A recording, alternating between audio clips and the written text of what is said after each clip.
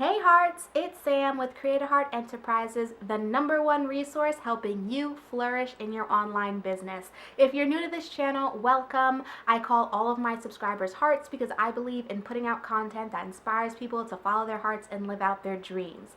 In today's video, I'm going to be sharing with you the #1 tips for getting organized and staying organized in your online business. Let's get started.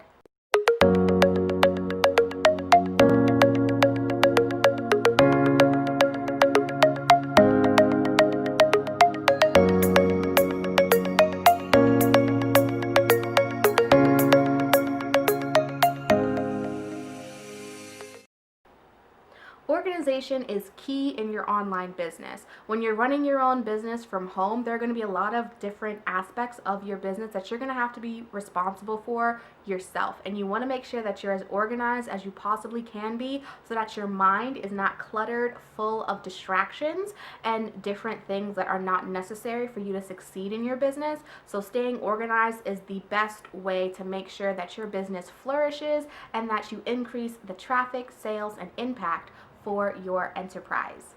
So the first tool that you can use to get organized and stay organized in your business is utilizing Google Docs. Google Docs is one of the best tools that you could possibly use to get your business organized. It'll help you make to-do lists, it'll help you keep track of your expenses, of your income, of all the different programs that you purchase, and it'll help you stay organized with all of your information in one spot so that you don't have to go searching through your desktop files looking for your information.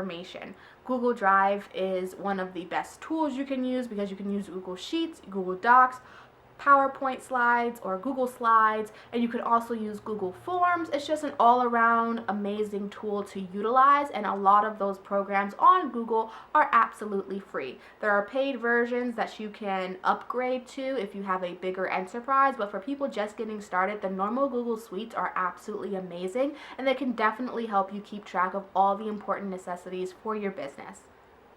The second trick to making sure that you get organized and stay organized is to keep a clean house. All right, now this might seem a little personal and a little weird, but trust me on this. If your entire house is in disarray, it's hard for you to feel organized and it's hard for you to then get organized. So it really starts at home. Everything starts at home. It starts with yourself, making sure that you're clean and put together, and then it's starting to go outwards to your house, making sure that your house is clean and put together, that things are in their proper place, that things are cleaned on a regular basis so that you have a nice clean slate, a nice organized environment to then go to work. If you have a cluttered house, you're going to be spending the majority of your time trying to declutter your house or clean your house before you do anything with your business, and that's taking time away from your business, okay? Maybe it's just me who's guilty of this, but if my house gets dirty, I spend the entire day cleaning my house before I do anything else. And that's because I have to make sure that my environment is clean and organized for that, so that I can feel clean and organized to then move forward with the rest of my business. All right, so there's no point in you having this fantabulous business and then your house is in shambles. Okay, so definitely make sure that you take care of your environment so that then you can take care of your business, because your home is a reflection. Your home is a reflection of your life. It's a reflection of you, and it's likely a reflection of your business as well. All right, one of the key things that I remember learning when I was starting my business is when you're looking for people to render services for you, when you go to their office, look at their office. If their office is cluttered and dirty and unkept, then they're likely going to provide services that are not up to par, because their services might be cluttered and dirty and unkept, meaning that they are probably going to be scattered. They're probably not going to have the best communication. They're probably not going to provide you with what you need, or they're probably going to be missing things in their services that they're offering to you because they're just not organized themselves. So a tip to get organized and stay organized is to make sure your environment is nice and organized, okay? And that means taking a little bit of time out of your week to make sure that you just do a deep clean of your house or just a surface clean of your house and organizing things. All right, if you have dirty clothes, do your laundry. Dirty dishes, do your dishes. Dirty floors, clean your floors. Clothes everywhere, put them away. Things everywhere, put them away. You know what I mean? You want to make sure that your environment is as kept as possible so that you can feel very organized and just calm. All right, when you have a nice clean environment, it helps add calm to you so that you're not thinking, oh my gosh, I have to clean my house now. That's one less thing on your list to do so that you can just focus on your business moving forward. The next tip for getting organized and staying organized is to survey your relationships. Are your relationships organized or are they chaotic? Meaning, are the people in your life, are they adding to the organization or are they adding to the chaos? Now, this is probably going to feel very uncomfortable for some people because you might love the people who are adding chaos to your life, but you have to realize that their effect on you and on your life might not be the best for you. So that's not saying you have to cut them off completely, but it might mean that you have to distance them for the sake of your business and the sake of your goals moving forward. Okay, either that or maybe come to them or go to them and have a long, sincere discussion with them about their behavior and how it's affecting you, if it's adding to the chaos in your life or if it's, adding to the organization of your life. All right, so it's really important that you're honest and candid with these people and you're really taking a good and open-minded look at your relationships and determining whether or not they're most beneficial for you in this stage of your life. Because as an entrepreneur, you're going to have to be making a lot of decisions, and not everyone in your life is going to agree with those decisions, and that's perfectly fine. But if they're constantly throwing negativity at you, double guessing everything that you're doing, questioning everything that you're doing, putting doubts in your ears, that's not going to help you moving forward in your business. As an entrepreneur, you're going to have plenty of doubts on your own. We're not seeing the progress that you want to see when you want to see it. You're going to have plenty of doubts on your own. What you don't need are additional people putting additional doubts in your mind. That's only going to kill your dreams. There's only going to kill your dreams. It's not even going to kill your dreams faster. It's just going to kill your dreams, period. And then you're not even going to have a chance to move forward with your dreams and your goals and see what they could have been. Okay, so definitely look at your relationships and see if they are organized or if they are chaotic or if they're just, intermingled to the point where you don't know what's what. Intermingled meaning, are you keeping your professional relationships and your personal relationships separate, or are they just bleeding into each other one after the other? All right, are you working with a lot of people that you're also personally intertwined with, connected with, or are you in business with your family members? I am a big believer in trying to keep professional and personal relationships as separate as possible. Now, with that said, I have reached out to family members to assist me with my businesses, but I've reached out to them in the sense that it's a joint venture. So it's not like I'm employing them, it's not like they're employing me. I'm offering them a opportunity to use their skills and services in a joint venture with my companies because I realize I can't do everything by myself. But at the same time, it's not to say that we're just doing things willy-nilly and there's not official contracts in place and clear expectations in order. Like, no, we're having clear, legally binding contracts in place saying what's what, we're going to work with each other on this project for this long. These are the expectations. It's very important to protect your relationships professionally and personally. You want to make sure they're protected no matter what. So definitely do your due diligence and have the proper paperwork in order so that no one is slighted in any kind of way, that everyone's very clear on the expectations of the relationship moving forward. Okay, so you don't want to, muddy the lines or muddy the waters in any kind of way. You want to make sure that your relationships are organized, okay, and that who's who, what's what they're doing for you, what you're doing for them, and what you're expecting from each other. If it's all up in the air and it's all kind of cluttered, it's gonna do nothing but hurt you and your relationships down the line, and you don't want to lose family or friendships over money.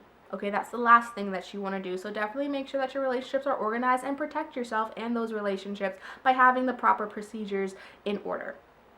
Another way to get organized and stay organized in your business is to make sure that you memorize, or at the very least write down all of your username and password information for all of your various accounts. Trust me on this.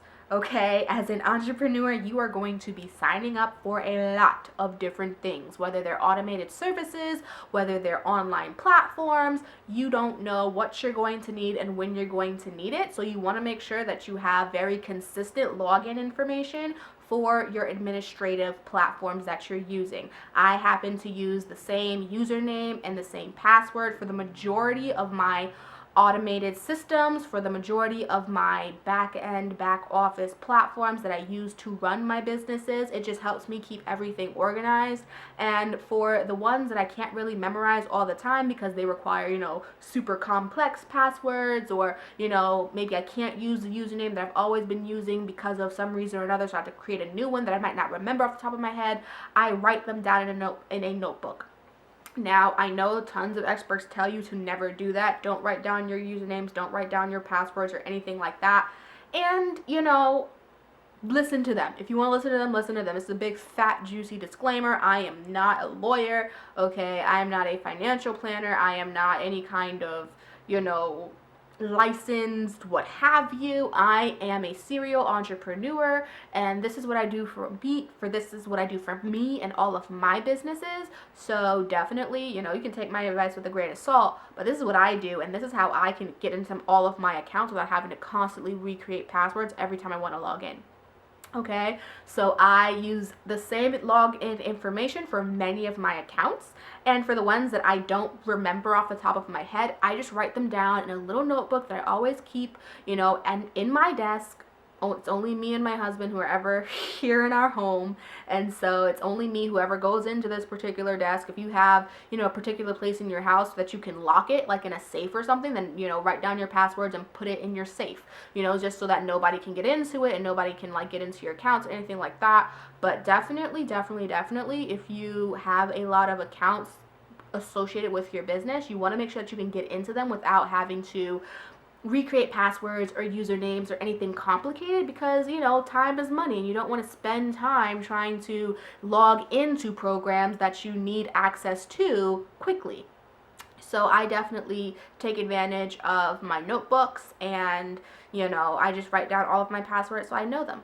One of the final ways to get organized and stay organized in your business is to create a schedule for yourself. It can be a daily schedule, it can be a weekly schedule, it can be a monthly agenda, but the point is to definitely schedule your time so that you know what you should be doing every single day. It will definitely help you make sure that you increase your productivity and stay on track for your goals and your dreams and your accomplishments that you want to make sure get done in the foreseeable future. So when you're creating your schedule, you want to think about what is the best time for you to do everything that you're trying to do. If you're trying to create emails or content, it might be better for you to do that in the morning before everyone's workday gets started, or maybe later in the evening when the workday's over. If you have, customers that you have to contact and you have to call them or email them or provide them with services, you might want to schedule that between the hours of 9 and 5 when the normal workdays has occurred and people are awake and ready